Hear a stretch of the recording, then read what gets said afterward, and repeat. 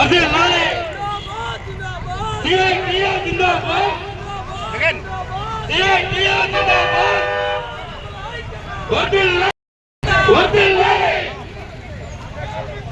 చేయాలి 4 లేబర్ కోర్టులు, రద్దు చేయాలి 4 లేబర్ కోర్టులు, రద్దు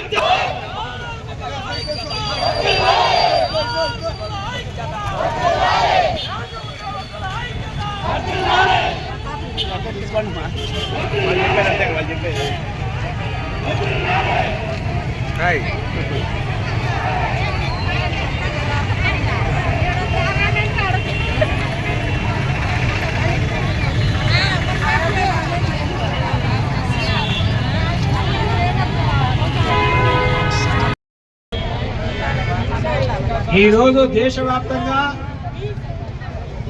10 కార్మిక సంఘాలు ఇచ్చిన పిలుపు మేరకు లేబర్ కోడ్లు రద్దు చేయాలని చెప్పేసి ఇప్పటికే నిన్నటికే సైకిల్ ర్యాలీలు, ప్రదర్శనలు, ర్యాలీలు దేశవ్యాప్తంగా ఈరోజు నినదిస్తూ రద్దు చేయాలని, ప్రైవేటీకరణ ఆపాలని, బ్యాంకులు, ప్రభుత్వ రంగ సంస్థలు ప్రైవేటీకరణ ఆపాలని, అంగన్వాడీ ఆశా ఉద్యోగులకు గుర్తించాలని, అదేవిధంగా మున్సిపల్ కార్మికులు వారందరూ రెగ్యులర్ చేయాలని, హమాలీలకు పిఎఫ్ అమలు చేయాలని, సివిల్ సప్లైస్ హమాలీలకు ఏ రకంగా కార్మిక ఉద్యోగులందరూ కూడా ఈరోజు పాల్గొంటున్నారు.